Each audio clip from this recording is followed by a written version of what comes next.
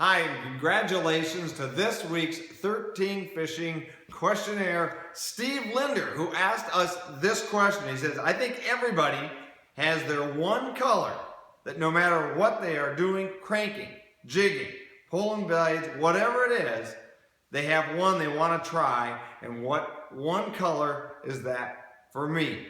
Tell you what, as a 13 angler, I got a lot of favorite colors depending on the body of water I'm fishing. Of course, in clear water, you tend to go with more natural colors. In dark water, you tend to go with more fluorescent or brighter colors. But my favorite color, my go-to color, no matter what it is shades of chartreuse. Come on in here and let me show you what I'm talking about here. Now, I live in north central Minnesota, so the forage that my walleyes are feeding on are mostly perch related. So I love chartreuse colors, no matter if I'm using them in blade situations where I'm pulling spinners, maybe I'm using a jig with a piece of plastic, or it's a swimming lure like a puppet minnow here like this. It doesn't matter if it's a bladed jig or is some shade of chartreuse in there. It doesn't make a difference if it's a stand-up jig like this or if it's a more traditional round head jig like that. There are shades of chartreuse that are in there, and that's because what we're feeding on is those perch feeding walleyes.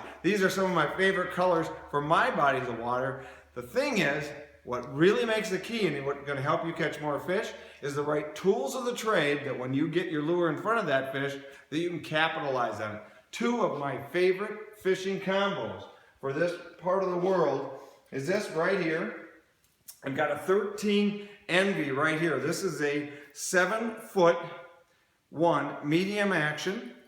We got it spooled up with 6-pound monofilament line right here. I got a stand-up jig on. This is old one-on-one combat fishing with walleyes. It's got a relatively light tip, but it's got a solid backbone in it, and it is monofilament line. So a lot of the perch feeding walleyes that we're chasing are feeding on big areas of flats, and we'll be drifting them in relatively shallow water, less than 15 feet. And I like that monofilament because in these short situations, short line situations, it's got a little bit more give. I like the monofilament line there with that Envy. Otherwise, one of my favorites is this Muse Gold. Yes, Steve, one of the rods that you just won. This is a 7'2" medium light. So for all of my live bait jigs like I've got right here, very small fireball jigs like I have here, this is a very light tipped rod.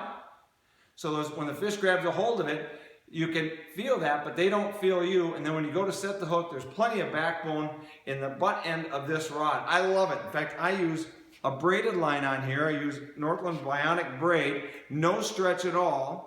And I will blood knot on a small piece of either monofilament or a fluorocarbon leader. And I do that in case I get hooked up in the rocks there, but it's going to fall at a slightly faster rate than that monofilament. That monofilament helps that jig when you're drifting across a shallow flat kind of float and undulate up in the water. This braided line, much better for pitching shallows or fishing vertically. Two of my best setups are 13 fishing rods, Muse and an Envy. So best of luck to you the next time you hit the water with your 13 fishing gear when it's time to make your own luck.